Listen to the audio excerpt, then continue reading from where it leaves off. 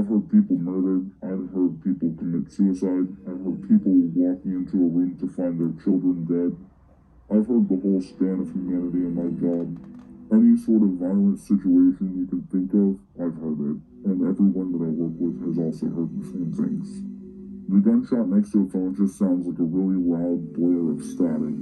If you don't know what you're listening for, it doesn't sound like a gunshot at all.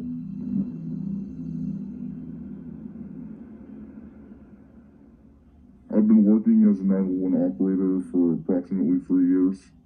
I became an operator to help people when they need it and get them through some of the worst times of their life.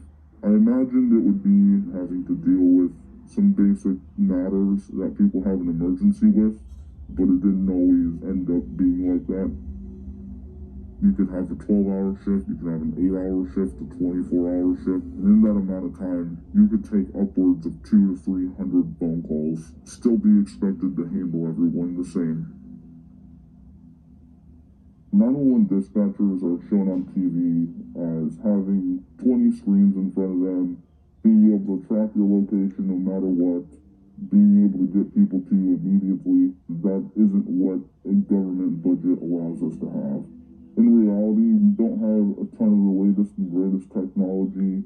When you call 911, we rely on your triangulation of where you're at, pinging off of 3 different cell phone towers. We've had instances where we only get a phase 1 location, which is just the 1 cell phone tower. That's usually not going to be able to assist us in finding you. It's honestly a luck of the draw to find you within a block or within 2 miles. For example, we've had someone call 911 before. It sounded like a female screaming for help. It was very obvious that she was being hurt. And because we only got the phase 1, we aren't exactly able to send people out to come try and find you in such a big area. We just had to disconnect the call and take the next phone call. It's very difficult to listen to someone screaming for you and trying to get your help, but in reality, there's nothing we can do. Just have to hang up on them and talk to the next person like nothing happened. So one night, I pick up a 911 call from a female who sounds very scared. It's obvious that she's whispering. When you call 911 and you're whispering, it's usually not a good sign. She had told us that she thinks somebody's in her house. She was upstairs hiding in a closet. She had told me that she had a gun with her and that she isn't afraid to use it if someone enters her room.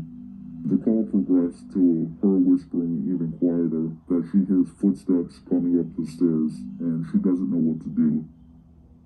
As a 911 operator, we're not allowed to instruct people to do things, because if we instruct them to do something that causes them to become injured or get killed, we become criminally liable for their death.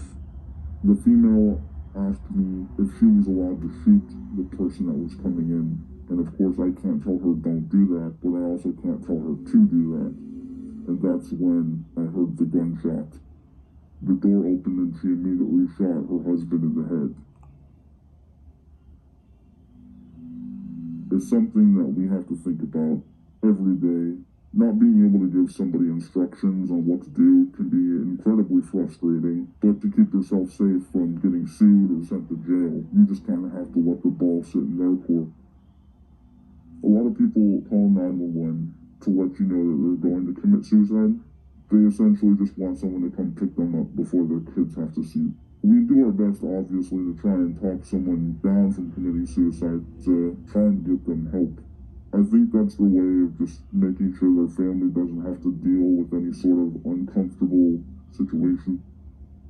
In my state, we're not considered first responders. We're categorized as clerical staff. We're essentially people who work at a front desk, according to the government. The only difference is we listen to people die. And honestly, it feels like a spit in the face. We're not offered as many programs or outlets to help us. It's very common for someone to develop PTSD. We have to deal with people yelling at us all day and traumatic events on the phone, which causes people to quit left and right.